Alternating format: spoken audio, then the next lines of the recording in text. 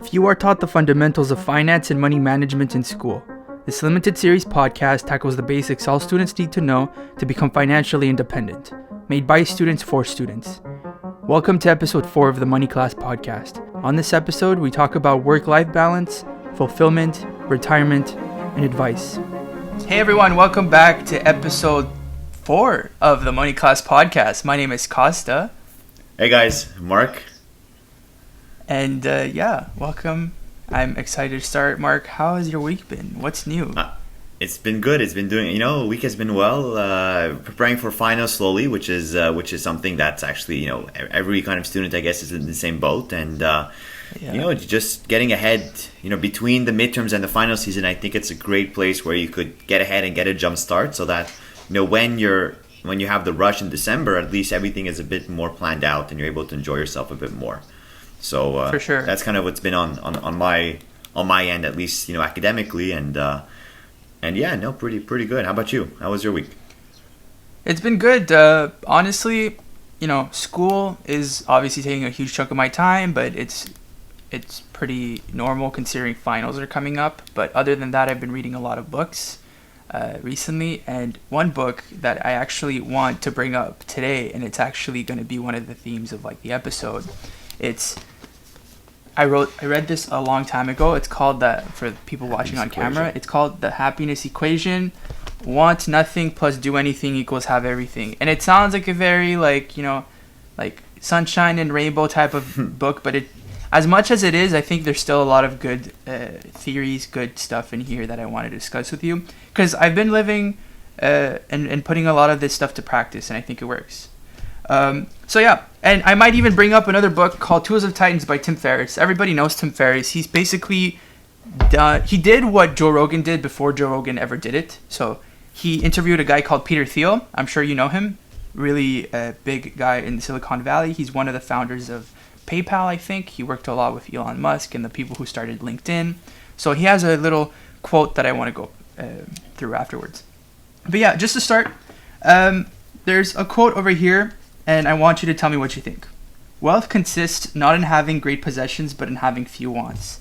So, right off the bat, what do you think of that? Tell me. Well, I think it's a question of your perspective and also where you're. I think there's two parts of that. First of all is relative value, right? And I'm taking a class now in behavioral finance at Concordia, and it's a great class. It's really mixing in the world of finance and psychology into one class. And what's said is that your happiness, or at least your people's happiness in terms of their income, is more driven by their relative income to their peers than to their absolute income. What do I mean? Okay, so someone who's making $80,000 a year, or $80,000 a year, if that person hangs out with people who are making 60 to 70, in that case that person is going to feel much better of themselves than someone who's making $100,000 a year, but also hanging around people who are making 120, 140,000. So that's the first part, right? So you have to, you want to match, what your wants are to your needs, but also, to your income in that sense.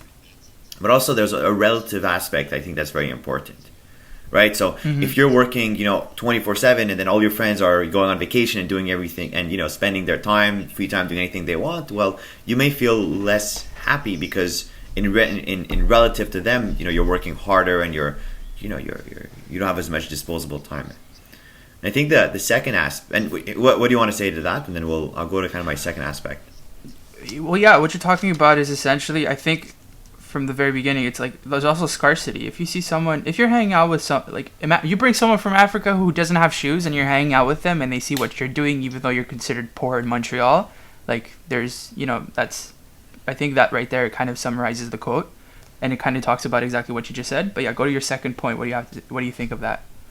Yeah, so that's kind of the first part is the relative aspect. But also the second part is, you don't always have to be. You want to read the quote a second time? Yeah, so it's wealth consists not in having great possessions, but in having few wants. Yeah, and I think, when you have fewer wants, and again, I'm going to go bring back Kevin O'Leary because I'm watching a lot of his YouTube videos these days, and great He's speaker. Great. But it's, not to say I want everything, but everything you have you're very proud of, and it's something that brings a lot of value to you, right? So I think as opposed to having, and he would always bring back the idea of his mother who would save up one full year to buy one nice piece of clothing. It's that piece of clothing would bring her much more happiness, or at least she would be much more proud of what she was wearing, her Chanel jackets, for instance, than having bought, 3-4 of them throughout the year and only wearing them once, or maybe not even wearing them at all.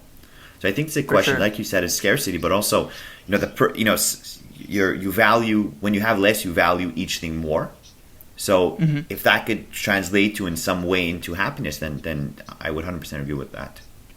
So would you think minimalism would bring happiness to someone if it's like you only buy exactly what you need? Not necessarily like with food or whatever, but more minimalism in like the things you have. Does that make sense? It makes sense, but look, right behind you, you've got like 150 DVDs.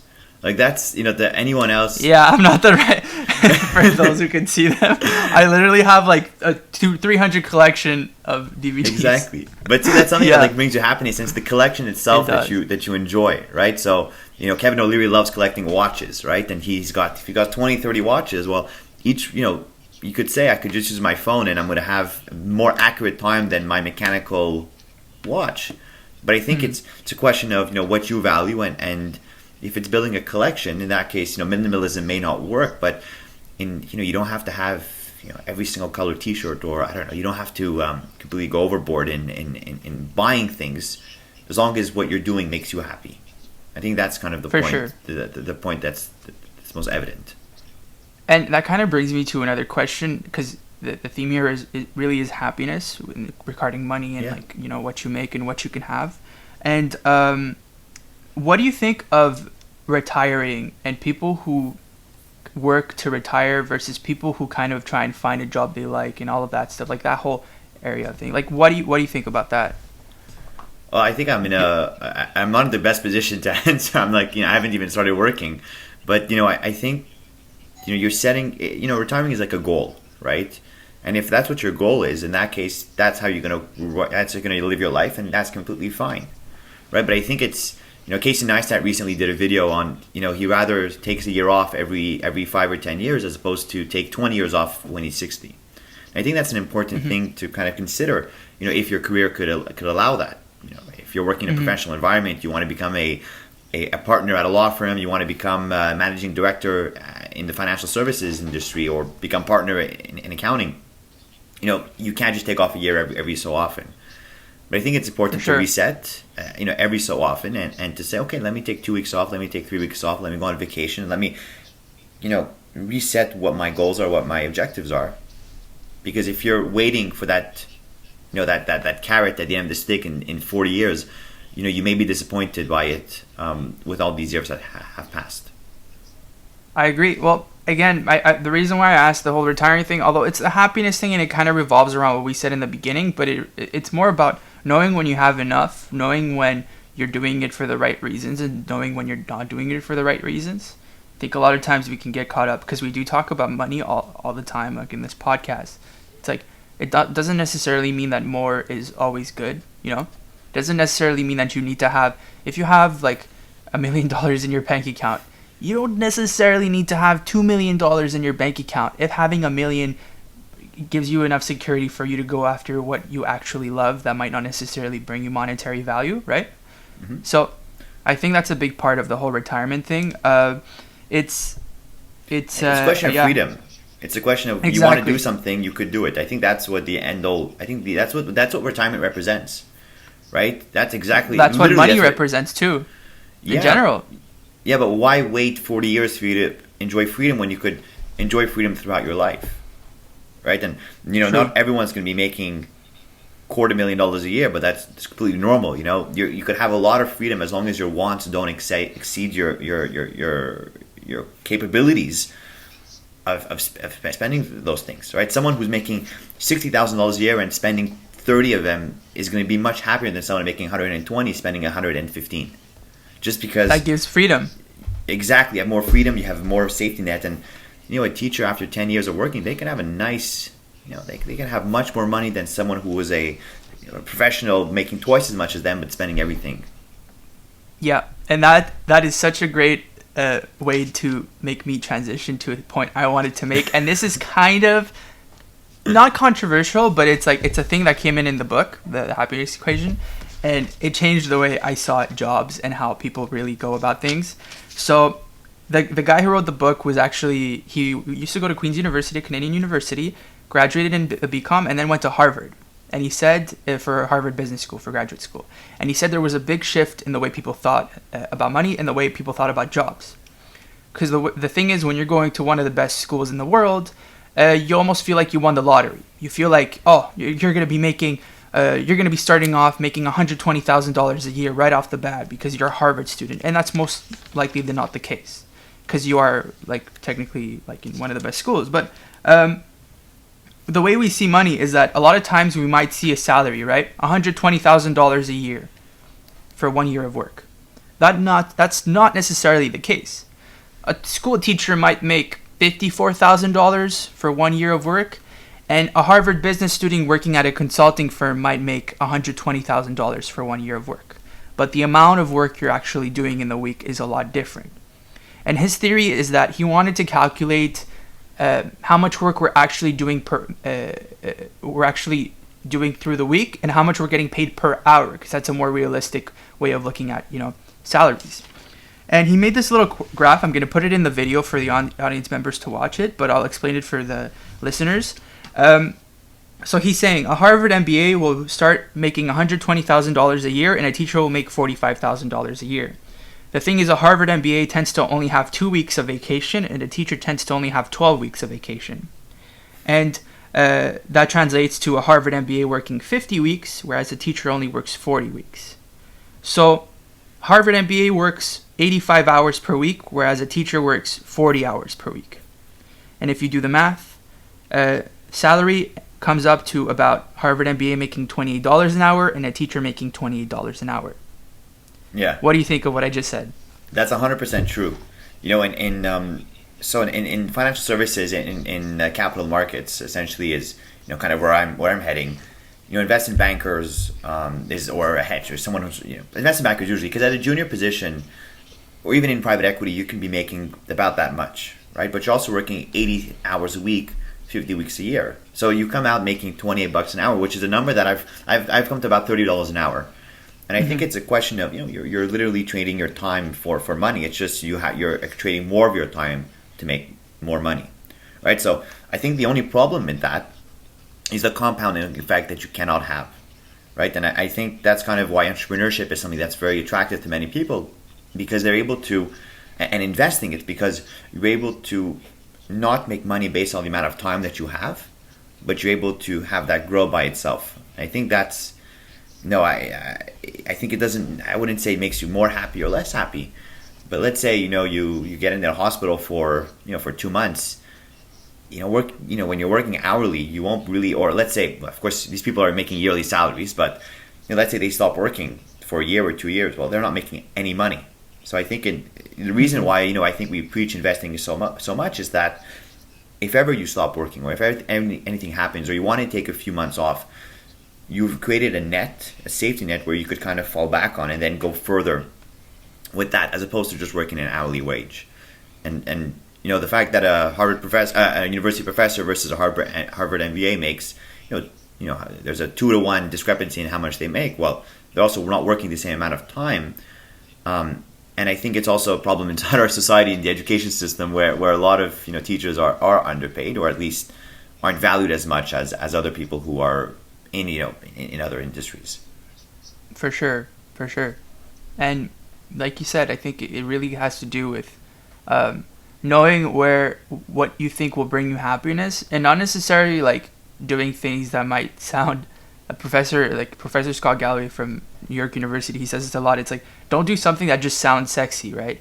Just because it sounds sexy to be a filmmaker or open a restaurant, that doesn't necessarily mean you'll have the security you might get from like another job, right? And I think from what you're saying too, it's like once you kind of have a relative safety net, a relative freedom, being a teacher or being a Harvard MBA, you're making enough money to guarantee your freedom based on how much you spend. Once you have that, once you're able to have that emergency fund just in case anything bad happens, you can cover for yourself or for a family member, whatever the case is, then it just becomes a question of what do you actually like doing? You know, it's pretty straightforward, and the thing is, it's never all about going for, always trying to get the most money or always trying to get the biggest return on investment. Even though that's what we always preach. We preach that more for, like, if someone's putting $10 in a bank account, or if someone's putting $100,000 in that bank account, everybody will tell you how to guarantee you get the biggest ROI on that amount of money, but like how much money you make based on what you do is a different story. Yeah, it's the bigger piece of the pie, right? If you got a huge pie and you end up eating all of it, well, you're not going to be left with anything for tomorrow. But if you have a small pie and you only eat half of it, at least you'll have a bit of leftovers to the next day. I think that's goes to, again, in my behavioral finance class, we talk a lot about lifestyle inflation, and that goes right back to what we started the conversation with, is that you have to always match kind of your spending to what you're making, and that's really what ends up driving happiness. Because really, I'd read a study, it was like, the peak happiness is like at $110,000 a year or something like that, or like $90,000 a year. I forget what it was. I would have to find it. I think it's like 80 or 90. I remember reading something like that. Yeah. Like everything else after is completely discretionary. You don't have you don't have more of anything. You just kind of get a nicer car or nicer vacations, but your happiness at the end of the day is going to be the same. For sure. Wait, can you repeat that last part? Yeah, no worries. What I'm saying is that the difference between your peak happiness that was found in science of $80,000-$90,000 a year, after that, everything else is just kind of extras, right? You get maybe a bit of a newer car, or you go on maybe a nicer vacation, or you stay at a nicer hotel, but the overall experiences that you live are going to be the same, or at least you're going to be able to live a fulfilling life, without having to make a lot of money. Now, I'm not telling people to stop being ambitious and to not always be seeking more, but you don't always have to be seeking this much, right? And if you want to go into a position that fulfills you immensely and you're not making as much as your peers, well, you're going to be immensely fulfilled and immensely happier than if you're doing something that you didn't like, and making a bit more money. Because at the end of the day, you don't want to be on Sunday after, if you spend all Sunday dreading the fact that it's a Monday the next day, that's 1/7 of your life that you're dreading, plus the 5 days in your work week. That's 6 days out of your, 6 out of 7 days. That's long, sir. It's long. Well, reason why I asked you to repeat that is because exactly what you're saying. It goes again back to the whole retirement thing. You don't necessarily have to retire if you love what you're doing. If you're not dreading that Monday and you want to work until you're 85 and on your deathbed, more power to you. Yeah. Like, it goes back to all of that stuff. So again, a big chunk of like what we're saying, it's happiness, making sure you're liking what you're doing, making sure you just have the right habits, like saving money. Making sure you have that retirement plan or an education plan for your future kids if you want to have kids. It's all about the habits. So yeah, as long as you have the habit of knowing what you're doing with your money, being responsible with that, relative to how much you're actually making, that's the big thing. Yeah, of course. That's the true wealth creation. That's what it means to be rich. It doesn't mean you need to be making $500,000 a year as a partner. It just means that if you're making $50,000 a year but enjoying what you're like, you know how to manage your money to make sure that you're living relatively like well off, which means freedom, which means all of that stuff. And if something comes up, you're able to, if anything comes up, you're able to enjoy it, or you're not, strapped. That's what kind of COVID showed us. It's that all these people that are living above their means, or it's a bit unfortunate to say, but when they got laid off or they were furloughed, they weren't able to make ends meet, or these companies that were spending so much, or giving so much in dividends, let's say, to their shareholders. Well, they were kind of strapped, and they had a lot of companies are kind of strapped, and they never saved as much or never expected to go 3 months without business. And I think COVID has changed the landscape, where from now on there's going to be more emphasis on the security, but also being able to spend a few months of living, or being able to cover a few months of expenses, right? We always say I think it's 4 to 6 months of your mortgage payments or your rent you should be able to cover, if anything happens. Yeah. So, for sure. If you're a waiter, and if you're a waiter or a waitress, right, you're making $30,000 a year, and you're living in a $3,000 a month, or maybe you're living in a $2,000 a month apartment. That's all your income right there. So if you're not able to cover that, if you stop working for 2-3 months because you broke a leg, well, you're going to be in a really, really bad situation. And downgrading apartments or downgrading your lifestyle is much more difficult than the opposite, than upgrading it. Mm-hmm. It's true, but there is that possibility though. It goes back to, you remember when we talked about renting? The reason why I like renting is that if there's ever something like another pandemic that comes into play, like you have that option to relatively, like in a much shorter period of time, be able to like downgrade your lifestyle to like be in a better position. So that's something to keep in mind. Don't like Gary Vaynerchuk. He's like really big on social media. He talks about this all the time. Have the humility to downgrade if you think it's going to make you happier and you can be able to reorient your life in a better way. It's like, it doesn't look cool, but it's cool in the sense that you're making sure that you're better off in the future, right? Yeah. It's all about being well off. So yeah. But that's fine. That's completely fine. It's easier to say kind of in a rational brain. That's what you would do. But we're irrational creatures. So that's the kind of problem with that we have. It's our rationality. We're bounded by our irrationality. That's very true. That's what makes us human. But I want to go to a quote from Peter Thiel when he was on his podcast with Tim Ferriss. It's from the book I have in front of me. Now, this has to do with time. And we kind of talked about time throughout this podcast, but this is a little more different. Tell me what you think of this. I'll read what he says. I wish I would have known that there was no need to wait. So if you're planning to do something with your life, if you have a 10-year plan of how to get there, you should ask, why can't you do this in 6 months? Sometimes you have to actually go through the complex 10-year trajectory, but it's at least worth asking whether that's the story you're telling yourself or whether that's the reality. Now, what do you think of time, money, and the relationship to success and career and all of that stuff? Like, what are your thoughts?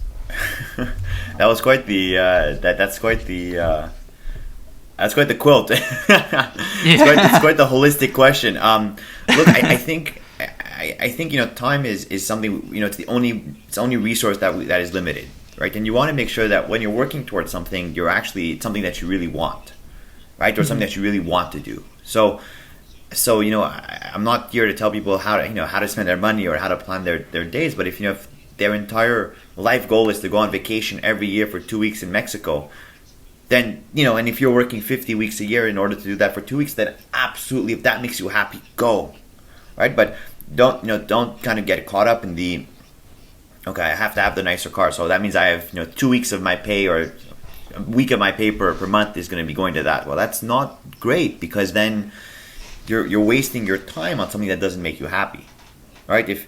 Or at least you're putting to the side things that are really driving you for stuff that you don't really have a value towards. So I would be very difficult for me to speak against that. What would you have to say? I honestly think it depends on the situation and the context, but it's obviously here, like, the podcast is about money, and like we're talking a little bit about careers, and like, because we are all our students, like that's very important, and we think a lot about our future like that. Sometimes we need to understand that a lot of what we're doing, and when we think of time, a lot of it has to do with the way we're looking at rules, or we're looking at like how things have been done before, right? So it's a big thing for me is like not to be afraid to challenge what the status quo, and to look at like how actually things have been done, where you can like take faster routes to a destination without having it impede on, let's say, your experience, or like making you look like a fraud in certain situations, but just making sure that that, hey, this like 1 year like extra thing that I need to do to get to point B is not necessarily needed if I take it this way. That will take me 6 months instead of 12 months. So like that's a big thing for me. And it same thing with salaries. Working at a job giving you $60,000 a year, for example, but with the future opportunity of it giving you six figures in salary in a relatively short amount of time, based on performance, compared to another job that's going to start at 80,000 but it's going to cap at like 90,000. Like, that's a lot of that has to do with time and understanding how things work based on what you're doing, what your performance, right? I think performance is not necessarily, it should be valued a lot more than it is, especially in the way we think of things. You know, a lot of us might think of, oh, we're gonna be the best, blah blah blah. It's like when we start off a semester, oh, I'm gonna get A+s everywhere, and most likely than not, a lot of the times that doesn't end up happening, and you might finish with a B or an A- or a C because you didn't really put in the work. But if you put in the work, that may happen. But it's just understanding how you perform in situations and getting to a certain place in a shorter period of time is all about performance. Yeah, So, I that's pretty think big it's for me. important because time is very valuable, right? And if you're able to shave off a year here, it's 6 months here, 6 months there. If you're able to, then by all means do it, right? I see a lot of students, taking, I'm not going to go against people who are taking 3 to 4 classes a semester, but I've always taken 5 classes a semester, and I'm lucky that I don't have to work. I don't have to work part time to pay for my school. So that's definitely something that I'm very conscious of. But if you're able to take on more than you could do, maybe that's going to push you to work more efficiently, to work better, to work smarter, than if you weren't in the same situation, right? And I know you always, whenever we talk, you always talk to me about, putting yourself in a uncomfortable situation, or at least getting outside of your comfort zone. Like a few philosophers once said, seek discomfort. But it comes back to the idea of trying to push yourself and do stuff that kind of scare you. Right, like I'm currently studying for the GMAT as well as for the CFA exam, and the GMAT, for those who don't know, it's the entrance exam for master's program, for graduate programs, and the CFA is a chartered financial analyst designation. So in order for me to do some portfolio management one day, or essentially gives me access to more jobs and taking more concrete decisions in the financial industry. Okay, these are two things that are completely outside of school, but are very linked to it. But it's something that's very scary because I've no professor that's telling me what to do, and I have no one that's kind of guiding me other than a few resources I find online in the books that I could purchase, and maybe my peers who are also doing it. No, but that's great resources, but it's putting yourself in an uncomfortable situation or outside of your comfort zone. And it's something that you're kind of going above and beyond what's kind of what's expected from you as a student. And I'm hoping that one day that those benefits are gonna show. But definitely, in living in uncertainty is a bit more difficult. Yes, like if you're a student and you think you can only ever do 4 classes a semester, well, try 5 and try working harder. Let's say you have the time. Try working harder and see if you're actually able to do it, and challenge yourself. I'm a great believer that if you work hard, you're able to work hard and you work smart, and seek the help from your peers, whether it be from your teachers or from your professors or from your classmates or your friends. I think you're really able to achieve the top. Right? Look, I'm tutoring someone now in a finance class. Last semester, she took it in the winter. She got 62% in her midterm. She did the exact same exam this semester, got 92%. Wow. She dropped the class in the winter and doing it now in the fall. Right? And the same person, didn't take any summer classes. But if you're seeking the help from other people, right, and you're willing to make the investment, we only meet 2 hours a week, but I say, you have to work, throughout the week, put your mind to it and say, if it's really something you want to do, you really want to do well, there is a possibility, right? And that's what I believe. Whatever you're set your mind to, if you want it enough, you'll be able to do it. Yeah, and that might sound very like cliche motivation right there, but I think that's totally right. Like mindset is insanely underrated. Like, yeah, even me, I had pretty average to like horrible grades. Like I barely got into my university. Like when it's true. Like back in CJIP, I had horrible grades. Like I barely got into my programs in university. And then when I came into university, like that was the kick in the ass I kind of needed to like shift my mindset. Because I think once you like your brain or your mindset shifts, then you feel like you feel like a different person. It's like walking into a class or like actually doing something. There's the answer to the why behind why you're doing it is much stronger. Becomes clear, yeah. Back in CJIP, I kind of saw it like as meaningless. So the why I was doing it was unanswered for me. In university, it was answered. It was a lot stronger. So, like you said, mindset was there, and I got pretty decent grades, and I'm still doing relatively well because it's like the mindset is there. That's all it was. But I think that's very holistic, and I think that's a very nice way of thinking. However, a lot of people I think struggle with finding a why in school. So I know that through high school and CJEP you're very uncertain as to where you want to go as a path, and how did you end up figuring out what you liked, and how did that help you? We see how it's helping you in academics now. But how did you figure that out from? Because I have a lot of my peers in university now are uncertain where they want to go, and myself included. I also question myself. But how do you kind of find that path or that calling that you're kind of meant for? That's finding. That's a $1 million question. No, I honestly think. Look, I honestly think it depends on what kind of person you are, and like it's like not.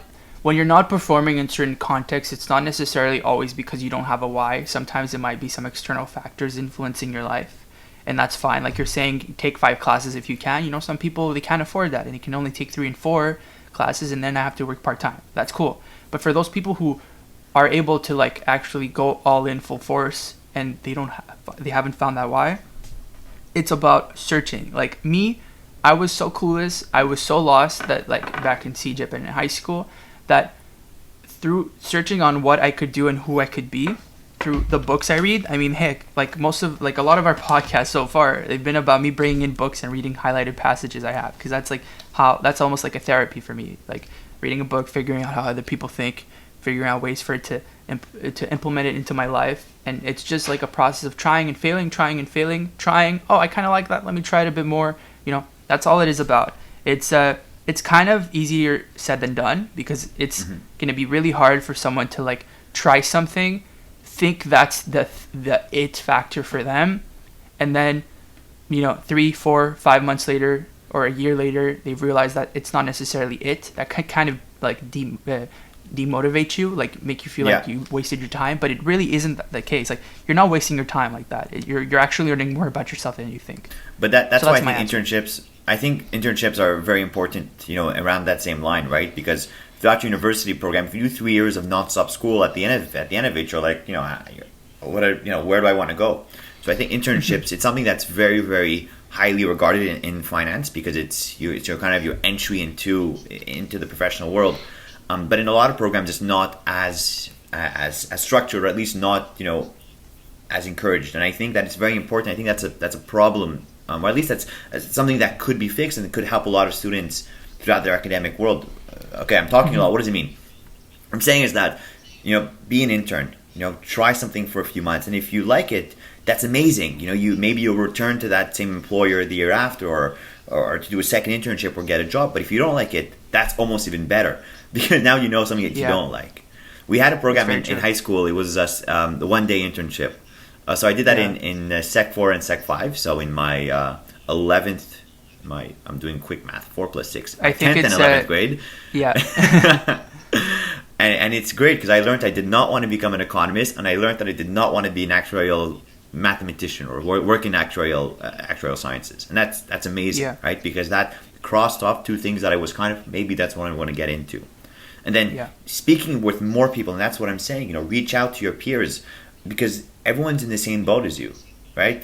I know that you're not sure where you want to get into. You know that I'm not sure where I kind of want to head into. But by having conversations with people, you would get to, think they get to ask questions to you, and you get to ask questions about yourself that never really dawned upon yourself. So by doing so, you learn what you like, and by interning, you get to try it in a real setting. Go ahead.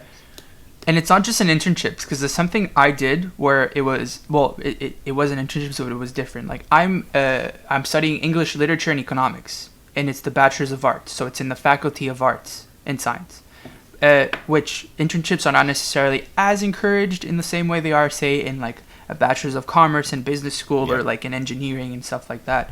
And I was, because it was very similar to economics, I wanted to try something in data science, something more computer science related, see if I liked that.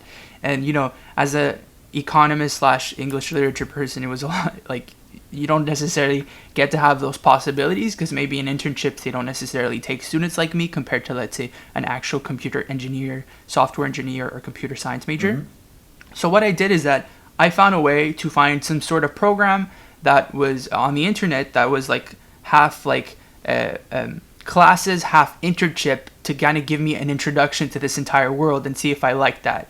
And then I did something like a Coursera course, which anybody can take on the internet, to dive deeper into it. And then I went on YouTube and searched people talking about the artificial intelligence, machine learning, all of that stuff, and that gave me and even more information that helped me inform like my choices and my decisions. So like, it's not only about internships. Go find a program on the internet, speak to the people like you're saying on LinkedIn or like literally on Facebook, or find their emails on Google, or people in your class, in your Zoom class. You got a little chat box. Yeah. Maybe it's a bit more intimidating, but slide in the Zoom chat box. I'll be lying if I said I never did that. It's true. I love it. but yeah, heck, even like on LinkedIn, like I wanted to try. I mean, I'm in English literature, so I would write a lot in the summer, like little thoughts I had on LinkedIn, and I would post those on the platform on the feed. And then a few people saw what I was writing, found it interesting, and then messaged me because of my writing from other sectors of industries I was kind of interested in. And then I spoke to them about what they were doing, and that informed me on, on their lives, their day-to-day. And, I learned more about, say, like portfolio management and through that, which was a lot more serendipitous than, let's say, us telling you to get an internship. But it's throw darts on the board. You don't know what's gonna hit. Yeah, it's pretty straightforward. No, I think and even if you think it's visualizing, that's a great way of visualizing it, I think. And even if you think it's not necessarily like as concrete as it is, like me writing on LinkedIn feed, that's like so random. Why would anybody message me? But it worked. You don't know what's gonna hit. Yeah. Just try it. You're young. You never know. Your biggest hurdle is yourself, and you have to be able to take a chance and to try something different, and to challenge the status quo. And if all your friends are doing this, how could you do this, right? How you could one up them, and then you want to raise the tide, right? Raise the tide, and then maybe by doing something, you end up talking to someone that you really connect with, and you guys get to help each other out, or you guys get to have you guys get to create a relationship, professional relationship as well. Through something that you would have never expected, right? So, For sure. And I think that's a very, very nice subset. That's a very nice, consequence of putting yourself out there and and challenging what the norm is. For sure, you're bringing up a lot of good points, and like, yeah, it's the only thing I feel is that like whoever's listening or watching right now, you might think like this is advice that you probably already heard. It might sound very cliche, and you might feel very lost if you are lost. But time will make you, I feel like for everyone, time will make you realize how a lot of the cliches might necessarily, there's a reason why cliches are cliches, is what I'm trying to say. You might roll your eyes now, but like in the future, you're going to be like, man, that was actually pretty true. Yeah. So that's something I want to emphasize. No, there's definitely truth behind that.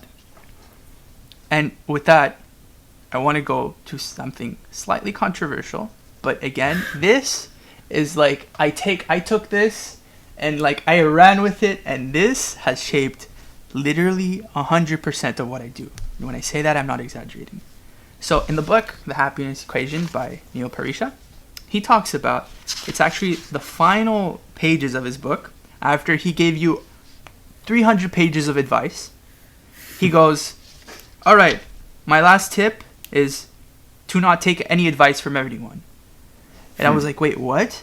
And he goes, I'll actually read some passages, and then we're going to talk about it, but this is what he says. You've done the research, you own the meeting, you don't have to worry what anyone thinks. You get to decide, and remember that all the advice conflicts. You can twist advice any which way to make any point you want. And then he goes and he gives some examples of advice not necessarily advice contradicting itself. He says, what's the single biggest problem with all advice you will ever receive? The fact that there is no such thing as rock solid advice.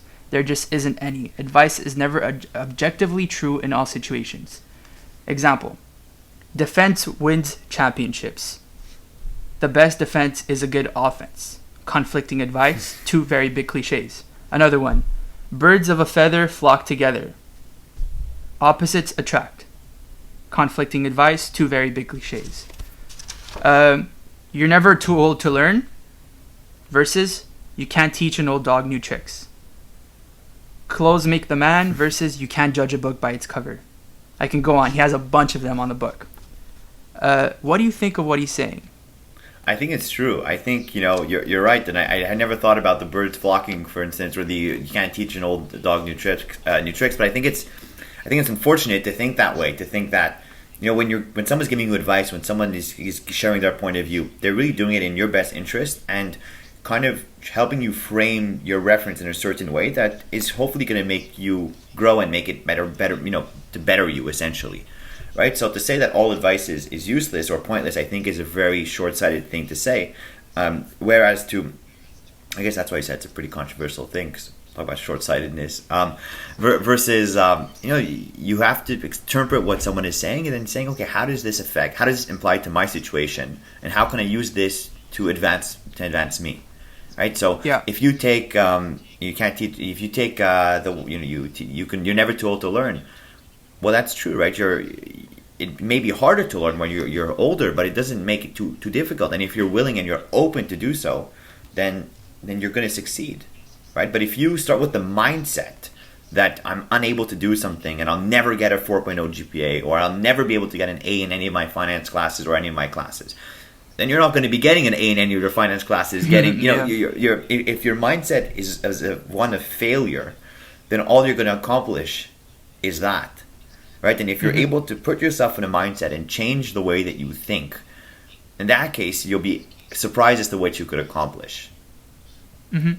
Well, I want to go back to that because it's like, I think there is truth in the sense that whenever you get advice from anywhere on the internet or from anyone, a lot of times the advice, or actually 100% of the times, it's autobiographical advice. No one's going to tell you something that didn't work for them and tell you that actually is like that thing will work. Like if it's something they tested and it worked in their favor, they're going to tell you that, you should try it out. You know what I mean? If someone's like did something and they love it and they're working in a very scarce industry like filmmaking and they're like, follow your dreams, that's easy to say when you're actually in the industry compared to someone who tried, failed, and like it moved back home after like, being in Hollywood for 5 years and like, they'll tell you don't try it because it's hard, that's how I see it a bit. And the other thing I kind of want to note is that all advice is important for a while. It really is. Like if you are an absolute noob in like whatever you're trying to get into, it's good to see what everybody kind of has to say and like kind of see what comes up a lot, because that will inform you in the beginning. But then once you kind of have like, you have 2 feet on the ground, then you can start to challenge that advice and try and innovate for yourself. And it's good in the beginning, but then the more you're into it, the more you can kind of, push the walls a little bit. So don't. Yeah, that's true. Yeah, that's true. That's. Yeah, you start off, someone's explaining to you how to do something. You listen to them. You're like, okay, this is how, and then you create your own path. Exactly. Through there. So, but it's really interesting and important to also note that, it makes sense to, not always take advice. Think of where it's coming from first. Think of the person who's giving you that advice. What is their history? Why are they telling you that? More than just, they told me this and they're the expert, so I'm just going to roll with it. Like, think a little bit deeper on the advice. Yeah. But always know that you're the one that's going to know what's better for yourself, what's right for yourself at the end of the day, because you know your history, right? Mm-hmm. You know what's worked and what hasn't worked for yourself. So that's true. That's true. You're the master of your destiny. I think that's kind of that's a good way of putting it. Yeah. Yeah, and if you and advice is just people trying to help you out and trying to. And you have to also remember, what are the other person's biases, right? Where are they coming from? Exactly. Obviously, I'm always going to give advice of investing your money, but if I speak to someone who lost 50% of their wealth in by trading stocks or doing whatever, obviously their advice is to keep it in a savings account, right? But what are the biases and what has led to that person giving their advice? And sometimes challenge them, and say, okay, that makes sense, but why or how or what led you to do that, right? I'm going to give you advice on investing, but I'm not going to, which I can't do actually. I'm not certified financial analyst. I can't give you advice, but I can give you advice as to what I think, what I do, what you should do. But get someone else's advice, right? Seek seek point of views that Differing opinions. differing opinions, and then from there you kind of mix it together. You say that makes sense, that makes sense, this doesn't make sense. What Marc is saying is complete, it's complete BS. What Kosta's saying makes a bit more sense. So let me take these together and let me have a certain outcome based on what my interests are, what my beliefs are, what my biases are, and try to mitigate everything that's negative, but also put this into a pot where the outcome is much better than the sum of its parts. And you said something really interesting there that I love, and it's that I think it's almost like the history behind a person's advice is more important than the actual advice itself. Because advice is technically a conclusion on someone's history and biography, whereas someone's history and biography is actually the source of like what they did wrong and right and what you can learn. So make sure to also form your own conclusion based on the history itself of the advice. If someone tells you X, be like, but why are you saying that? Like, where does that come from? And then they'll give you their history. And then based on their history, you're going to be like, okay, cool. Have you ever considered this conclusion to that history? And that might differ, and that might be more challenging, and you'll find a truer, conclusion to that source. So with that being said, I felt like that was a great... Yeah? Go ahead. No, go ahead. No, I was gonna say that I agree. I like that. I like the way of thinking. With that being said, like, I think that's a great way to end the podcast. Us giving advice and kind of like giving our perspectives, and then ending with the whole concept of like what it means to not give any advice and why someone shouldn't necessarily listen to everyone's advice. I think that's great. Yeah. Thank you for listening to the Money Class podcast. My name is Kosta. And I'm Marc. Thank you guys for listening. It's nice having you guys over. And we'll see you next week for another episode. Awesome.